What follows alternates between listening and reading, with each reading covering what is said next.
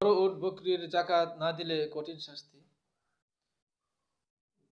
জাকাত না দেওয়ার কঠিন শাস্তির মধ্যে আমরা মনে করি যে অর্থ সম্পদ জাকাত না দিলে কঠিন শাস্তি, এরকম নয়। গরু উট ও বকরির জাকাত না দিলে কঠিন শাস্তি হবে, এই সম্পর্কে সহিহুল বুখারীর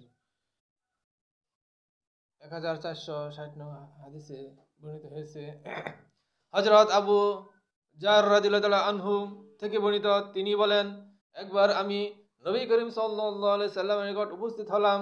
তিনি বললেন, কসম সেই সত্তার যার হাতে আমার প্রাণ, অথবা তিনি বলিয়াছেন, কসম সেই সত্তার যিনি ছাড়া কোনো ইলাহ নেই, অনুরূপ কোনো কসম তিনি করিয়াছেন।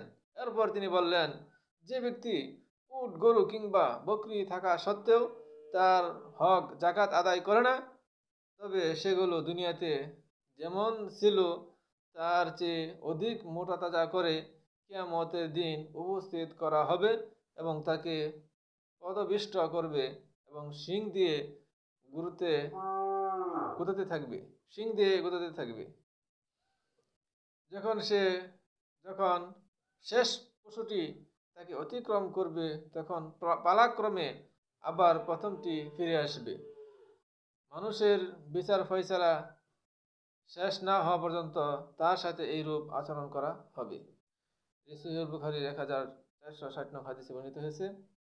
মানে হাদিস দ্বারা বুঝতে পারলাম যে জাকাত না দিলে গরু, ছাগল, দুম্বা, ভেড়া, উট, মহিষ এর যদি আমরা জাকাত আদায় না করি, তাহলে এটি কিয়ামতের ময়দানে এটি পদপিষ্ট করবে, মানে পারাইবে তার উপরে, এবং শিং দ্বারা তাকে গুঁতো দিবে, যাতে তাকে আঘাত করবে, এরকম বারবার আঘাত করবে এবং এক ফেলতে পালা ধরে যাইবে। আবার শেষ হওয়ার পরে আবার প্রথমটাই আবার আসবে। এভাবে যতটি তার উট, গরু, বকরি, দুম্বা, ভেড়া, মহিষ ছিল, প্রতিটি এভাবে তাকে আঘাত করবে এবং শেষ হইলে আবার প্রথম থেকে সিরিয়াল ধরবে।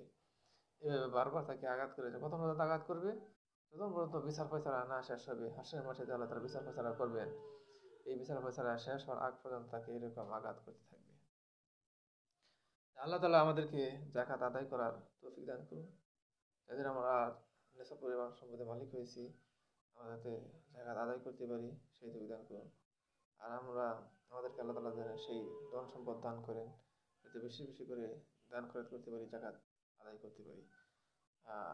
আল্লাহ তাআলা আমাদেরকে সচ্ছলতা দান করুন, যাতে আমরা দান খয়রাত, জাকাত ঠিক মতন আদায় করতে পারি। আল্লাহ তাআলা আমাদেরকে পবিত্র কোরআন অনুযায়ী চলার তৌফিক দান করুন। আমিন।